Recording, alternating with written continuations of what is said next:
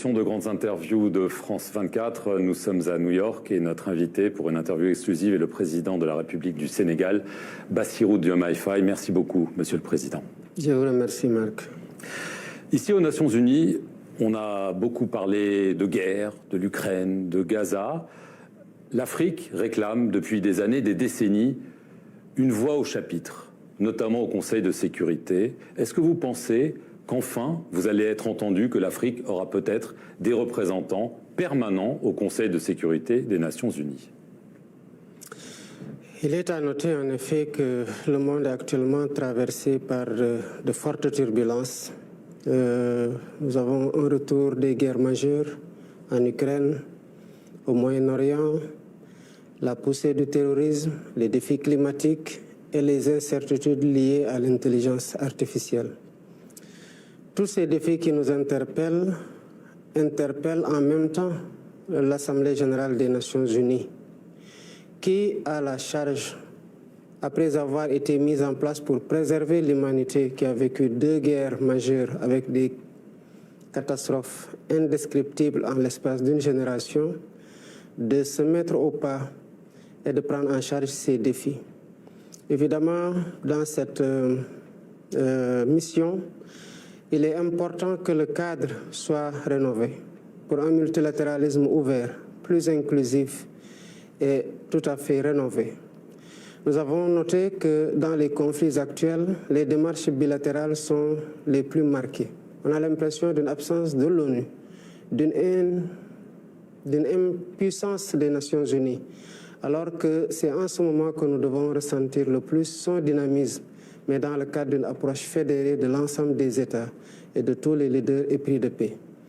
Dans cette perspective, l'Afrique ne peut pas être absente. Je parlais tout à l'heure de la nécessité de réformer l'organisation. Réformer l'organisation suppose une gouvernance financière, économique et politique beaucoup plus inclusive. Récemment, pour prendre un exemple parfait de ce qui se passe à Gaza, malgré les souffrances du peuple palestinien, malgré ce qui se passe avec les enfants, les femmes, les journalistes, les Nations Unies ont voté une résolution à avec 145 pays. Il y a seul un État qui a réussi à bloquer cette volonté de l'ensemble des peuples du monde, les États-Unis. Voilà pourquoi aujourd'hui l'Afrique réclame fortement une présence aux Nations Unies, à savoir au moins qu'elle doit être dotée de 2 sièges dans le Conseil de sécurité. Et l'Amérique latine en réclame autant. Pourquoi pouvons-nous, dans le concert des nations, ignorer l'Afrique avec tout ce qu'elle représente sur le plan démographique? C'est un malheureux héritage de l'histoire où, au moment de la Constitution, les vainqueurs ont su s'aménager une place qui leur permette de contrôler l'orientation que prendrait la géopolitique mondiale. Mais l'ONU de 1945 avec 51 pays ne peut pas être l'ONU de 2025 avec 193 pays et autant de défis que l'humanité a adressés aujourd'hui. Monsieur le Président, je veux en venir aux relations avec la France. Il y a eu le départ définitif des troupes françaises en juillet dernier. Est-ce que vous avez l'impression que la relation est peut-être plus saine aujourd'hui? Je dirais qu'elle est plus sereine. Quand je suis arrivé, j'ai tenu à ce que le partenariat soit rénové, soit réactualisé. Il est difficile d'administrer la relation entre l'ancienne puissance et ses colonies, en particulier entre la France et le Sénégal, avec le même logiciel qui a prévalu avant notre indépendance, juste au moment de notre indépendance et jusqu'à maintenant. Nos populations ont une forte aspiration de souveraineté, une volonté de rééquilibrage des relations avec tout le monde, pas simplement avec la France. Quand nous avons demandé le départ des éléments français au Sénégal, nous avons en même temps réaffirmé notre volonté de ne plus avoir une présence militaire quelconque dans notre pays.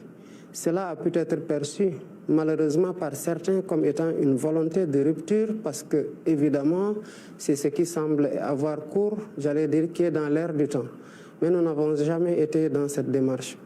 j'ai toujours considéré que la France était un partenaire important pour le Sénégal, que la France a une présence économique au Sénégal avec des investissements importants. Au moment où nous diversifions nos partenariats, où nous nous ouvrons à d'autres partenaires, nous ne pouvons pas nous autoriser à en perdre aussi par une démarche excessive juste pour obtenir un résultat qui est, de mon point de vue, coulé de source. À savoir que 65 ans après notre indépendance, nous ne pouvions pas encore avoir des bases militaires étrangères, quel que soit le pays, au niveau du Sénégal. Et nous l'avons fait comprendre à nos partenaires français. Et dans une démarche de discussion sereine, de négociation, nous sommes parvenus à administrer la situation de façon sereine et nous nous projetons vers un séminaire intergouvernemental comme nos accords le prévoient pour discuter des nouveaux contours de cette relation. Il aura lieu quand et où? Elle aura lieu en novembre. Pour cette fois, c'est nous qui devons accueillir et nous l'accueillerons avec beaucoup de plaisir comme nous avons l'habitude de le faire avec tous nos partenaires. Alors il y a un sujet quand même évidemment dû à l'héritage colonial, c'est le massacre de Thiaroye à la fin de la Seconde Guerre mondiale. Tout d'abord une question très concrète, il y aura la seconde commémoration le 1er décembre. Est-ce que le président français Emmanuel Macron sera là? Il est vivement invité. Je lui l'ai renouvelé lors de mon passage récemment à Paris. Nous avons partagé un déjeuner et j'ai renouvelé cette invitation. Je pense que nous avons une histoire commune partagée et Thiaroye en fait partie. Cette histoire est faite de moments heureux et de moments de douleur. Nous ne pouvons pas, au motif de vouloir préserver la sensibilité des uns et des autres, fermer les yeux sur cette page sombre de notre histoire commune. Nous avons décidé, dès notre arrivée, de commémorer ce massacre. Et le président Emmanuel Macron, il faut le saluer, a eu le courage politique, j'allais dire le courage moral, de reconnaître que ce qui s'est passé à Thiaroye a été un massacre. L'année dernière, pour des contraintes d'agenda, il a dépêché son ministre des Affaires étrangères, ce qui nous convenait parfaitement, comme d'autres homologues de la sous-région ont pu le faire. Si cette année, son agenda lui permet d'être présent, évidemment, il sera à sa place, à savoir là où nous devons commémorer notre histoire commune, quoique la page ait été douloureuse. Alors il y a un sujet quand même, il y a une commission d'historiens, d'archivistes qui est dirigée par l'historien sénégalais Mamadou Diouf, qui réclame un accès total, sans obstacle, aux archives françaises. La France dit mais on vous donne l'accès total, lui dit que ce n'est pas le cas. Est-ce que vous continuez à réclamer un accès complet afin de faire la lumière sur cette histoire si sombre? Je pense que faire la lumière complète sur le chapitre de Thiaroye 44 permettra d'apaiser davantage la relation entre les deux pays. Tant que nous serons à la recherche d'un pan de cette histoire qui nous échappe, nous ne réussirons jamais à en faire le deuil. C'est pour ça d'ailleurs que nous avons entrepris de faire des fouilles archéologiques qui ont donné des résultats concrets et qui doivent être étendus sur le plan de vue des sites pour nous assurer que nous avons couvert tout le périmètre où des fosses communes auraient pu avoir été creusées. Dans le cadre de la collaboration sur l'accès aux archives, nous avons eu accès à des archives. Le comité vise des archives qui semblent être des archives classées secret défense et qui ne sont pas déclassées. Vous demandez leur déclassification? Évidemment, je pense que ça fait 80 ans que tout ça s'est passé. Et la meilleure façon de le dépasser, c'est d'en comprendre les tenants et les aboutissants. Et de savoir que cette histoire commune que nous avons partagée doit être éclairée. Je n'étais pas là quand le massacre se passait. Le président Emmanuel Macron non plus. Donc ce n'est pas à lui qu'on chercherait à imputer la responsabilité de ce massacre. Ce qu'il faut saluer, c'est qu'il ait fait un pas de plus par rapport à ses prédécesseurs en reconnaissant déjà que c'était un massacre. Maintenant, sur le plan de la collaboration sur l'accès des archives, il y a des efforts à faire et je pense que les partenaires français seront encore plus ouverts et plus transparents. Est-ce que, au-delà de ça, une fois que la vérité historique sera établie, est-ce que vous pensez que la France devra s'excuser, voire offrir des compensations? L'année 2025 a été déclarée par l'Union africaine comme l'année de la justice et des réparations pour ce qui s'est passé pendant l'esclavage et les colonisations. Évidemment, cette question des réparations reste quelque chose d'important. Ce n'est pas tant l'aspect financier qui importe, mais c'est pour donner, rendre justice à ces personnes-là qui ont combattu pour libérer la France et qui réclamaient comme leurs homologues français des pécules et qui ont été tués pour ça. Même si cela doit être le franc symbolique, cette réparation-là doit être faite. Et des excuses? Les excuses sont importantes parce que d'autres pays l'ont fait pour des tragédies de moindre violence et de moins importantes et cela contribue à nous apaiser, nous, descendants de ces tirailleurs, et à apaiser la relation entre le Sénégal, la France et plus généralement entre la France et ses ex-colonies parce que les tirailleurs sont appelés sénégalais mais ils venaient de toutes les colonies. Alors, je vais en venir à ce qui se passe aujourd'hui. Il y a une menace terroriste désormais à l'ouest du Mali, le JNIM, comme on appelle, s'est lancé dans des offensives tout proches du Sénégal. Début juillet, il y a eu une attaque à la frontière, à Diboli. Le JNIM envoie des messages disant si le Sénégal collabore avec le Mali, le Burkina Faso dans la lutte antiterroriste, nous allons frapper le Sénégal. Est-ce que le Sénégal est désormais dans le viseur des terroristes? Je ne saurais le dire. Ce que je sais, c'est que la menace terroriste, elle n'est pas simplement qu'à l'ouest du Mali ou à l'est du Sénégal. Je suis convaincu que le phénomène terroriste, où qu'il soit localisé, est une menace partout ailleurs. Je pense que vous l'avez bien vécu avec des événements douloureux en France pour des personnes qui ne sont pas forcément endoctrinées dans le pays où l'acte a été commis. L'humanité a un destin sécuritaire lié. À chaque fois que le terrorisme s'est établi de façon durable quelque part, il a cherché à se projeter au-delà de ses bases. Et c'est comme ça que les États-Unis, un certain 11 septembre, ont été aussi durement frappés.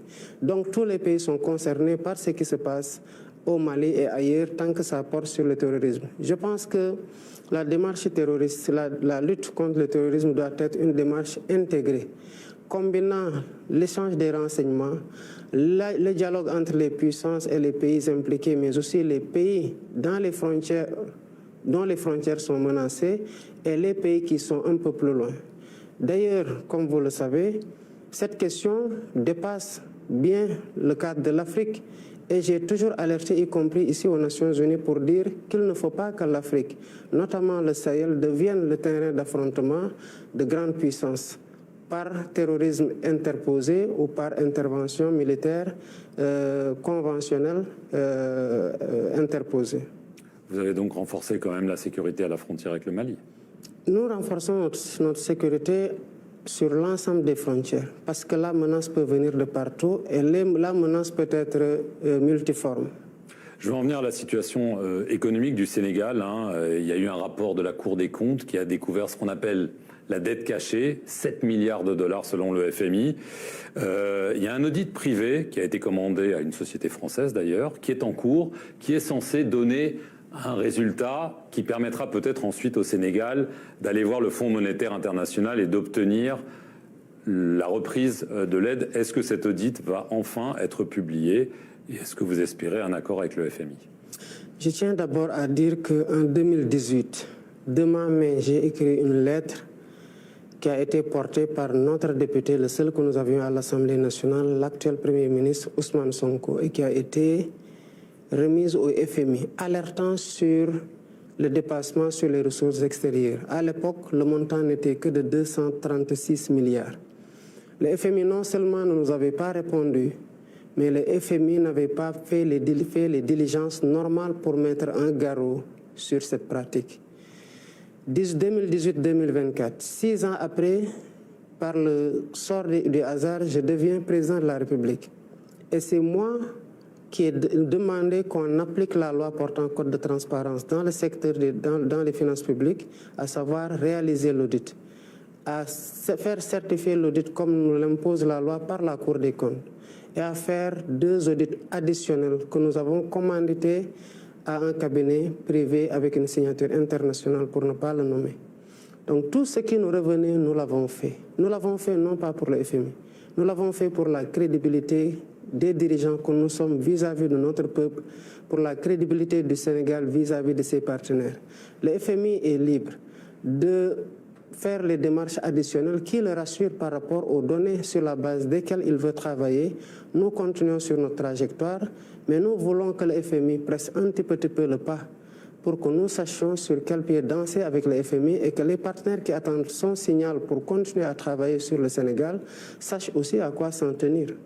Mais est-ce que cet audit, on a parlé du mois de septembre, on arrive à la fin du mois de septembre pour sa publication, est-ce qu'il va être publié, est-ce qu'il sera rendu public et est-ce que vous savez s'il a trouvé peut-être encore des choses pires que ce qui a été trouvé par la Cour des comptes? Nous avons déjà trouvé pire parce que nous avons trouvé 73% du PIB pour la dette et 4,9% de déficit. Quand nous avons fini de faire les différentes phases de l'audit que j'ai tantôt décrites, nous sommes à près de 13% de déficit et à près de 119% de dette. Le FMI, comme je l'ai dit, peut toujours faire tous les audits qu'il veut. Nous avons fait ce que nous avons fait parce que nous voulons corriger, empêcher que cela ne puisse se passer pour l'avenir. L'audit va être publié donc? Ce n'est pas notre audit, mais certainement s'il y a un audit que le FMI mène, il va en assumer la publication. Est-ce que vous pensez que ceux qui étaient au pouvoir, on voit qu'il y a des poursuites qui ont été engagées contre certains ministres, il y a un député de votre parti qui dit que c'est Macky Sall lui-même, l'ancien président, qui devrait être poursuivi pour haute trahison. Est-ce que vous pensez que c'est important qu'il y ait justice ou au nom de l'ordre public, de la paix civile, il vaut mieux peut-être ne pas poursuivre l'ancien président? D'abord, il faut convenir que l'ordre public et la paix civile reposent sur une justice équitablement distribuée. Je fais toujours la différence entre se faire justice et rendre la justice. Rendre la justice suppose respecter la présomption d'innocence de tout individu, respecter ses droits à une défense libre et respecter et lui assurer un procès juste et équitable. Et c'est ce à quoi nous nous en tenons au Sénégal. Quel que soit le citoyen qui est concerné, c'est les règles de procédure et le droit sénégalais qui va s'appliquer. Il ne saurait y avoir de présomption de culpabilité sur personne. Chacun maintenant est libre d'exprimer ses opinions, mais en définitive, quand la justice, quel que soit le cas, va se prononcer, elle va le faire de façon sereine, sur la base de preuves matérielles qui auront été versées devant un juge indépendant et libre qui va juger selon son intime conviction. Monsieur le Président, merci beaucoup d'avoir répondu aux questions de France 24 depuis New York, en marge de l'Assemblée générale des Nations Unies. Et merci à vous d'avoir suivi cet entretien exclusif sur nos antennes.